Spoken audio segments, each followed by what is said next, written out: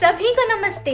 हमारे चैनल के द्वारा प्रस्तुत गर्भवती सौतेली बेटी को जितना प्यार दिया था, अभी एक नई कहानी के साथ आई हूँ। इस गर्भवती वर्सेस बांझ सबहू को भी प्यार देंगे ऐसी आशाएं हैं। रामपुर नाम के गांव में कविता और रजिता नाम की सबहू रहती थी।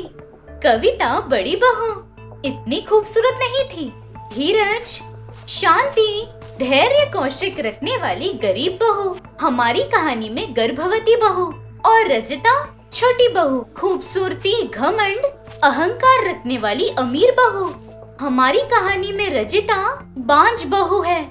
उस दिन सुबह 8 बजे का समय था। रजिता अब तक सोती रहती है। सासू माँ सुभद्रा गुस्से से हाथ में लकड़ी पकड़कर रजिता के पास आती है। रजिता का पति अभिराम ऑफिस के लिए तैयार हो रहा था। ए अभिराम, तेरी बीवी रजिता इस सुभद्रा की बहू है, ये भूल गई है क्या? अगर कुछ होगा तो सास बहू मिलकर निपटा लो, मुझे बीच में मत घसीटो। ठीक है, मैं चलता हूँ, ऑफिस के लिए देरी हो रही है। ऐसे बोलकर अपने लैपटॉप बैग को लेकर हॉल में आता है। डाइनिंग टेबल के पास कविता नाश्ता तैयार कर रही थी। भाभी नाश्ता दो। ऐसे बोलकर डाइनिंग टेबल के पास आकर बैठता है अभिराम। कविता अभिराम को नाश्ता देती है। वो नाश्ता करता है। भाभी तबीयत कैसी है? वक्त पर दवाइयाँ ले रही हो? हमें वक्त पर खाना देना ही नहीं, आपको भी वक्त पर खाना होगा, दवाइयाँ खाना होगा, तभी तो इस घर को मुझ जैसा एक समझदार वारिस दोगी।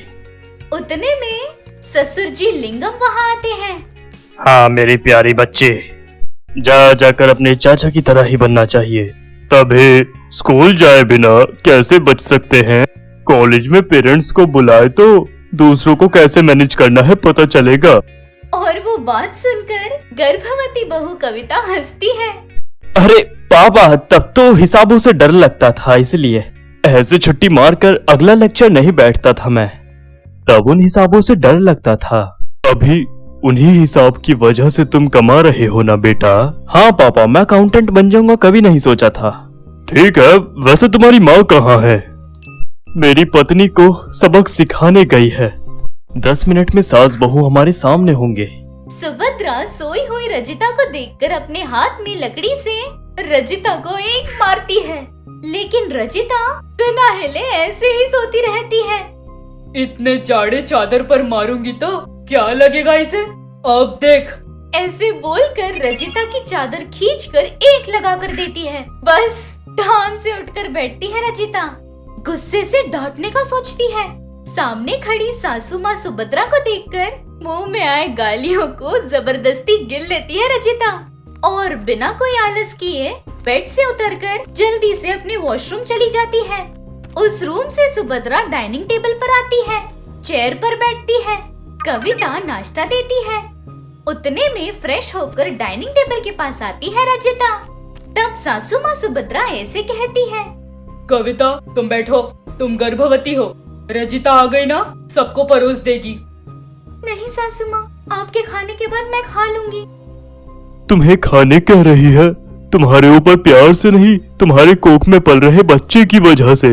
और उतने में वहाँ पर कविता का पति मनोहर आता है, नाश्ता देती है। सभी लोग नाश्ता करके अपने अपने काम पर निकल जाते हैं और तभी समय सुबह के 11 बज रहे थे। अपने कमरे में खिड़की के पास खड़े होकर फोन पर बात करती है रजिता। हेलो माँ, तुमने जो पाउडर भेजा था वो मुझे मिला। ये पाउडर दूध में मिलाकर उसे पिलाओ तो उसके कोख में पल रहा बच्चा मर जाएगा। और दूसरी तरफ बड़े से बिल्डिंग में रह रही रजिता की माँ शकुंतला देवी बात करती है। हाँ बेटा, तुम्हें इतना सताने वाली उस गर्भवती जेठानी को माँ शब्द से दूर कर देगी। अगर कुछ हो गया और कविता की जान खतरे में पड़ गई तो? और अच्छा है रजिता, तब तो दोनों नहीं रहेंगे और तुम वहाँ की महारानी बन जाओगी। सभी तेरे इर्द गिर्द रहेंगे, तेरी ही सुनेंगे, तू निज दिया वही खाएंगे। आखिरकार तू सुअर को दिखाकर ये सुअर नहीं, अगर कुत्ता भी कहेगी तो वो सुअर है ये नहीं कह सकते। मुझे डर लग रहा है माँ। सच बताओ तो मुझे मेरी जेठानी कविता से कोई दुश्मनी नहीं, प्रतिशोध तो बिल्कुल नहीं। वो ऐसा है कि वो गर्भवती है ना, उसे सब संभाल रहे हैं। मुझे बांझ कहते हैं, वही दुख सह नहीं पा रहे इसीलिए उस उदासी की वजह उसका बच्चा गिरा रहे हैं। अब तुम घबराओ मत, जैसा कहती हूँ वैसा करो। और कुछ बोले बिना फोन रख देती है रजिता। खिड़की के पास से ड्रेसिंग टेबल के पास आती है। उस टेबल पर एक सफेद डब्बे को हाथ में लेकर खुश हो रही थी। अब तुम्हें कुक नहीं होगा और माँ बुलाने वाला भी नहीं। मुझे नहीं मिल रहा और तुम्हें मिल रहा है तो मैं कैसे मान जाऊँ कविता? नेवर। ऐसे वहाँ से उस डब्बे को लेकर हॉल में आती है। यहाँ वहाँ देखती है रजिता। कहीं भी गर्भवती जेठानी कविता नहीं नजर आती। रसोई घर में आकर देखती है, वहाँ भी कविता नजर नहीं आती। तो कहाँ चली गई ऐसे सोचकर आंगन में आती है। वहाँ पर बाखड़े पर अकेली बैठी रहती है कविता। बेचारी रजिता कितना उदास हो रही है रूम में। जाकर कुछ देर उससे बात करके आती हूँ। ऐसे सोच रही थी कि दूध में अपनी माँ का दिया हुआ पाउडर मिलाकर उस दूध को लेकर कविता के पास आती है रजिता। कहाँ जा रही हो दीदी? बैठो, मैं ही तुम्हारे लिए दूध ले आई हूँ। मैं तुम्हारे पास ही आने के लिए अभी उठ रही थी, तुम ही दूध लेकर आ गई रजिता। अच्छा तो पीती हूँ। रजिता बिना कुछ सोचे कोई भी उदासी न लेकर पाउडर मिलाया हुआ दूध कविता को देती है। कविता खुशी से उस दूध को ले लेती है, उसे पीती है। वो देखकर खुशी से रजिता वहाँ से लौटकर हॉल में आती है। वहाँ खिड़की के पास खड़े होकर आंगन में देखती रहती है।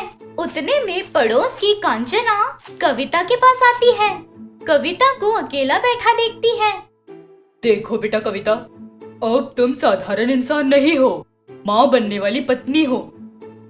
उदास नहीं बैठना चाहिए, खुशी से रहना चाहिए, तभी कोख में बच्चा खुशी से बाहर आएगा। उदास नहीं हूँ तो क्या करूँ? मेरे साथ मेरी देवरानी रजिता को भी गर्भवती बनाती तो अच्छा होता। खुद में ही समस्या रखकर उस भगवान को कोसना गलत है बेटा। भगवान को पता ना हो ऐसी समस्या ही नहीं होती ना। तो फिर अब क्या कहती हो कविता? क्या कहूँ मासी, गर्भवती हूँ इस खुशी से बढ़कर रजिता के आंसुओं की जिम्मेदार मैं ही हूँ, इस बात का ज्यादा दुख है। सच है कविता, लेकिन तुम्हारी देवरानी रजिता अपनी उदासी कम नहीं कर सकती। वैसे भी तुम गर्भवती हो ये मान लिया है ना। जो त्याग कोई नहीं कर सकता वो तुम करने वाली हो। खिड़की के पास से उसकी सारी बातें सुनकर रजिता शॉक हो जाती है। उसके लिए उसकी जेठानी कविता उसे अब बच्चे नहीं होंगे ये जानकर अपनी प्रेगनेंसी को अपना लेती है। उस पर मुझे एक बात भी नहीं बताया ये सोच रही थी। ऐसी दीदी को मैंने दूध में जहर मिलाकर पिलाया ऐसे सोचती है। इतनी अच्छी जेठानी कविता का बच्चा गिराने के लिए अपनी माँ की बातें मानकर जहर मिलाती है ऐसे सोचती है। भगवान इन दोनों को बचा लीजिए, मुझे माफ करो। ऐसे अपने आप में सोचकर खिड़की से हटकर कविता के पास आती है। कांचना से बात कर रही कविता अचानक से तकलीफ उठाती रहती है। आह माँ से दर्द हो रहा है, सहन नहीं कर पा रही। ऐसे दर्द में ही नीचे गिर जाती है कविता। दर्द दर्द कहते हुए बहुत तकलीफ उठाती है। कविता के मुंह से खून निकल रहा था। वो देखकर कांचना को डर लगता है। उतने में रजिता उनके पास आती है। अपने फोन से एम्बुलेंस को फोन मिलाती है। 5 ही मिनट में एम्बुलेंस आता है। पेट दर्द से तड़प रही कविता को अस्पताल ले जाती है एम्बुलेंस। और उसके बाद क्या होता है गर्भवती वर्सेस बांझ सबहू पार्ट 2 में देखेंगे। कविता का बच्चा रहता है या नहीं, अगर हो तो रजिता को क्या लगता है, ना हो तो क्या लगता है। ये सब कविता की वजह से ही हुआ है, ये कविता सबके सामने मानेगी।